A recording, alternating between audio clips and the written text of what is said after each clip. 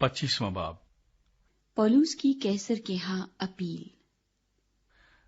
पस फेस्तुस सूबे में दाखिल होकर 3 रोज के बाद कैसरिया से यरूशलेम को गया, और सरदार काहिनों और यहूदियों के रईसों ने उसके यहाँ पौलुस के खिलाफ फरियाद की और उसकी मुखालिफत में ये रियायत चाही कि वो उसे यरूशलेम में बुला भेजे, और घात में थे कि उसे राह में मार डालें। मगर फेस्तुस ने जवाब दिया कि पौलुस तो कैसरिया में कैद है और मैं आप जल्द वहां जाऊंगा। बस तुम में से जो इख्तियार वाले हैं वो साथ चलें, और अगर इस शख्स में कुछ बेजा बात हो तो उसकी फरियाद करें। वो उनमें 8-10 दिन रहकर कैसरिया को गया और दूसरे दिन तख्ते अदालत पर बैठकर पौलुस के लाने का हुक्म दिया। जब वो हाजिर हुआ तो जो यहूदी यरूशलेम से आए थे वो उसके आस पास खड़े होकर उस पर बहुतेरे सख्त इल्जाम लगाने लगे, मगर उनको साबित न कर सके। लेकिन पौलुस ने यह उज़र किया कि मैंने ना तो कुछ यहूदियों की शरीयत का गुनाह किया है, ना हैकल का, ना कैसर का। मगर फेस्तुस ने यहूदियों को अपना एहसान मंद बनाने की गरज से पौलुस को जवाब दिया, क्या तुझे यरूशलेम जाना मंजूर है कि तेरा ये मुकदमा वहां मेरे सामने फैसल हो? पौलुस ने कहा, मैं कैसर के तख्ते अदालत के सामने खड़ा हूं, मेरा मुकदमा यहीं फैसल होना चाहिए। यहूदियों का मैंने कुछ कसूर नहीं किया, चुनाचे तू भी खूब जानता है।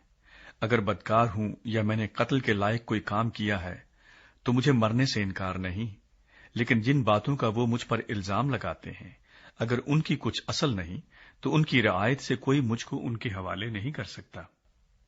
मैं कैसर के यहां अपील करता हूं। फिर फेस्तुस ने सलाहकारों से मसलहत करके जवाब दिया कि तूने कैसर के यहां अपील की है, तू कैसर ही के पास जाएगा। पौलुस अग्रिप्पा और बरनीके के सामने। और कुछ दिन गुजरने के बाद अग्रिप्पा बादशाह और बरनीके ने कैसरिया में आकर फेस्तुस से मुलाकात की, और उनके कुछ अरसे वहां रहने के बाद फेस्तुस ने पौलुस के मुकदमे का हाल बादशाह से ये कहकर बयान किया कि एक शख्स को फेलकुस कैद में छोड़ गया है।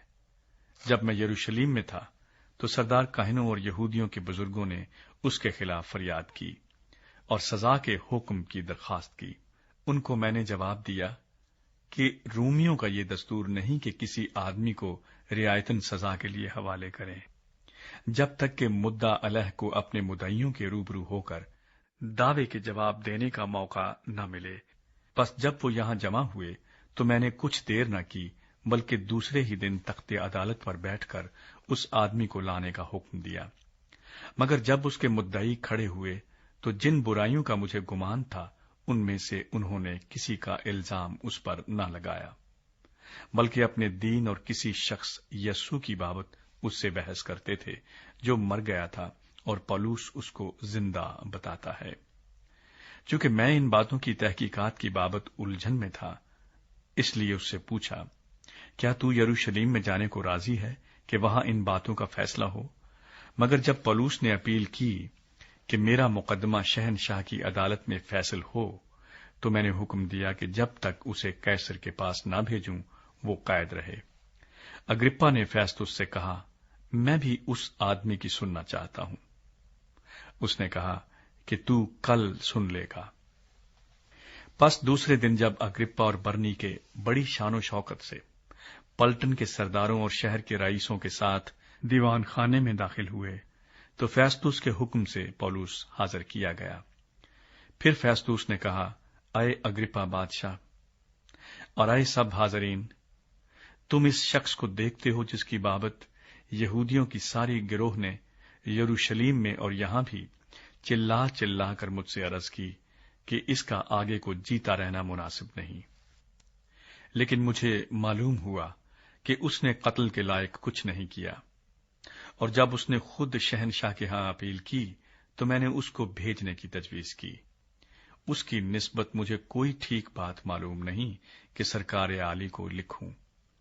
इस वास्ते मैंने उसको तुम्हारे आगे और खासकर आए अग्रिप्पा बादशाह तेरे हजूर हाजिर किया है, ताकि तहकीकात के बाद लिखने के काबिल कोई बात निकले کیونکہ قیدی کے بھیجتے وقت ان الزاموں کو جو اس پر لگائے گئے ہوں ظاہر نہ کرنا مجھے خلاف عقل معلوم ہوتا ہے۔